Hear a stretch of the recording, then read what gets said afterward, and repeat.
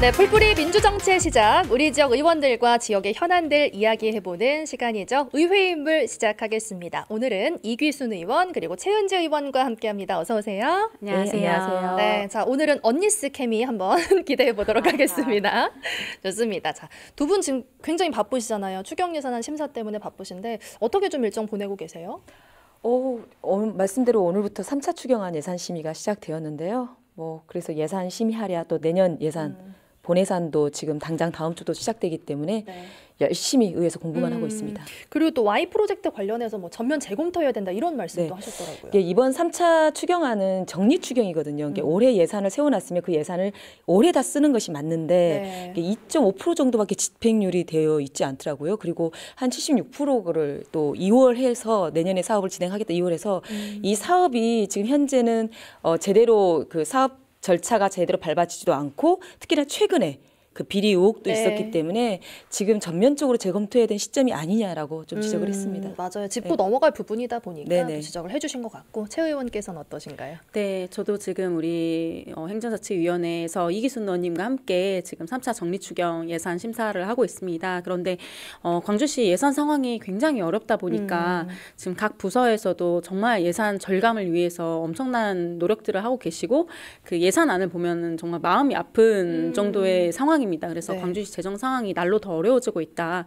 네, 이런 관점에서 지금 예산 심사하고 있습니다. 네, 재정과 관련해서 먼저 좀 질문을 드려볼게요. 말씀해 주신 것처럼 마음이 아프다라고 얘기해 주셨는데 광주시의 지난해 부채 비율이 21.9%였어요. 광역자치구 가운데 자치단체 가운데 가장 높은 걸로 나타났고 그리고 최근에 5년간 지방채 규모가 2배 이상 또 늘면서 올해 부채 비율이 24.9%가 또 늘어나겠다라는 얘기가 있더라고요. 얼마나 지금 심각한 건가요? 맞습니다. 지금 저희 이제 광주시에 지금 부채 금액만 해도 2조를 돌파를 했습니다. 그리고 이제 부채 비율은 서울이라든지 부산 같은 경우, 대구 같은 경우에는 20% 정도 수준이에요. 그래서 광주시의 지금 부채 비율이 굉장히 높은 상황인데요. 이 부채 비율이 높은 것에 대해서 이제 광주시의 입장은 광주시는 이 민간공원 특례 사업에 따른 공원의 부지 매입 비용이 있었고 또 지하철 2호선 공사 때문에 피치 못할 사정이 있었다. 이렇게 이제 입장을 계속 얘기를 하고 있는데 이제 안타까운 거는 이 빚을 우리가 광주 시민들의 입장에서 보면은 1인당 147만 원 정도 빚을 다 지고 있는 셈이거든요. 그러면 정말 긴축 재정을 지금 해야 하는 상황이다. 그래서 굉장히 어렵다. 네, 지금 이렇게 판단을 하고 있습니다. 1인당 147만 원의 빚을 지고 있다니까 확 와닿습니다. 네. 어떤가요? 오늘 이제 3차 추경 정리 추경 예산안 심의하면서 정말 뭐랄까 원래 예산하면 왜 이 예산을 이렇게 올리셨어요? 라고 질문을 해야 되는데 오히려 역으로 왜 이렇게 이 예산을 다 삭감해서 오셨어요? 라고 역질문을 하는 거예요. 네. 이게 참 아이러니하고 참 안타까운 광주 현실이 참 막 가슴이 아프다라는 생각이 들었고요. 특히나 이제 앞서 우리 부채 비율 관련해서 말씀을 해주셨는데 이번 정리 추경을 보면서 채무 잔액이 지금 현재 2조 2천억이 넘었더라고요. 이게 장기 미집행 도시공원까지 해버리면 25%가 넘었고요. 이게 재정위기단체 지정 기준을 넘고 있더라고요. 네. 이게 현재 광주시의 재정 상황은 부채 비율의 상승과 그리고 자체 수익 감소, 또 지방세 하락 이란 세 가지 구조적 위험이 동시에 나타나고 있는데요. 이거 관련해서 첫째는 부채 규모가 너무나 가파르게 상승하고 있어요. 이게 최근 5년 동안의 지방세가 2배 가까이 늘었다고 보시면 됩니다. 이게 올해도 지방채 발행도 당초 본예산에는 뭐 3,595억 원에서 지금 현재는 뭐 추경까지 해서 4,974억 원까지 늘어난 상태이고요. 그리고 두 번째는 자체 수입 기반이 많이 약화되었어요. 이게 세 수입이 다 감소가 됐다라고 보시면 되거든요. 근데 이거는 우리 광주시 그 재정에 가장 중요한 자주재원이 많이 약해져 있다라고 판단하시면 될 것 같습니다. 그럼 그게 상황이 바뀐 건가요? 예전보다? 아니요, 늘 이렇게 계속적으로 더 악화됐다고 보시면 돼요. 네. 그렇구나. 그리고 이제 세 번째로는 내부 거래 증가가 또 이 재정 여력의 감소인데요. 저희가 지금 기금이나 특별회계를 내부 거래를 지금 너무나 막 9% 이상이 지금 이게 증가를 했더라고요. 이게 기금은 기금들의 목적이 있고 특별회계들의 목적이 있기 때문에 예산을 거기다 이제 저축을 해놨다라고 보시고 거기에 맞게 쓰여져야 되는데 오늘도 예산 심의 과정에서 내부 거래가 너무나 많이 이게 쓰여지니까 중지를 해놓고 지금 온 상태예요. 아. 예, 그래서 다시 내일 기조실 관련해서 예산 담당관 불러다 다시 이 예산을 심의하겠다라고 해놓은 상태입니다.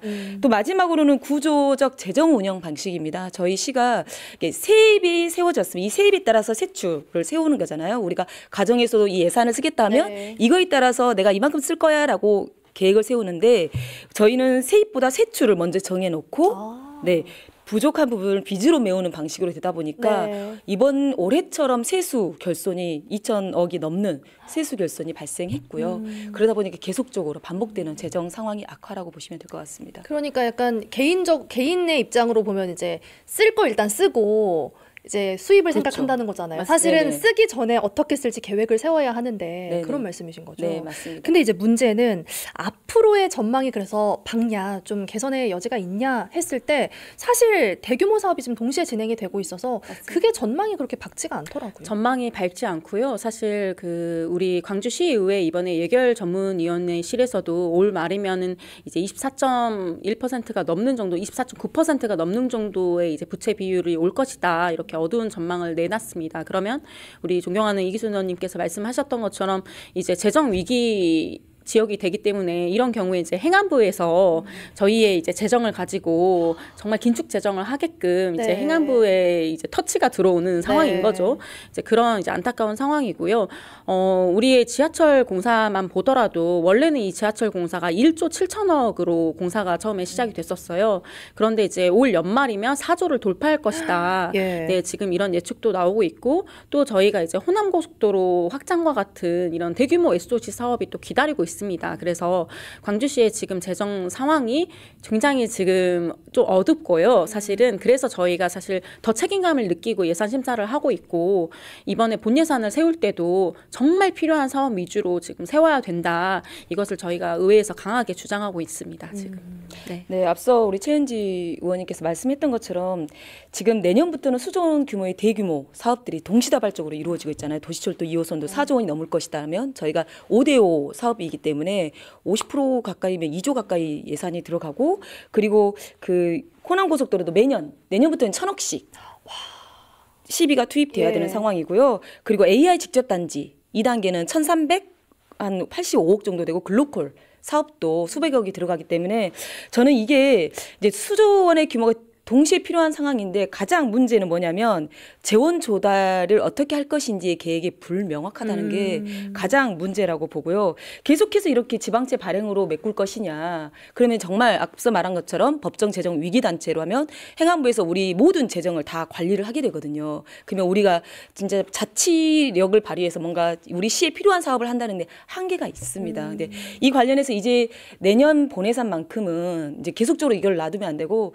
정말 결단을 해야 되지 않을까요? 그러니까 이 모든 사업에 대한 원점에서 예. 과연 이 사업이 정말 필요한가? 정말 이 사업이 정말 우리 시에 정말 도움이 될 것인가? 제로 베이스에서 다시 한번 검토를 해야 된다라고 네. 말하고 싶습니다. 지금 안 그래도 심각한 상황이다 보니 정말로 필요한 것인가에 네네. 대한 재검토의 시간이 필요하다라는 네네. 말씀으로 정리를 해볼 수 있을 것 같습니다. 다음으로는 이제 어제 열렸던 청년, 청소년 초단시간 노동실태 포럼 관련된 이야기를 좀 해보려고 해요. 네. 최은재 의원께서 좌장을 맡으셨잖아요. 네, 맞습니다. 어떤 포럼이었죠? 네, 우리 이제 광주시의 청년과 청소년들이 이제 초단시간 근로를 어떻게 하고 있는지에 대해서 같이 논의를 해보는 그런 포럼이었습니다. 그런데 이제 초단시간이라고 하는 것은 주 15시간 미만으로 근로 계약을 체결을 해서 그렇게 근무하시는 분들을 초단시간 근로자라고 우리가 얘기를 하는데요. 이 초단시간 근로자의 비율이 광주가 굉장히 높은 편이고 특히 광주 공공기관 영역에서는 또 광주 이 비율이 광역시 중에서도 가장 높더라고요. 이 초단시간 근로자의 비율이. 그러면 이제 초단시간이 왜 문제냐.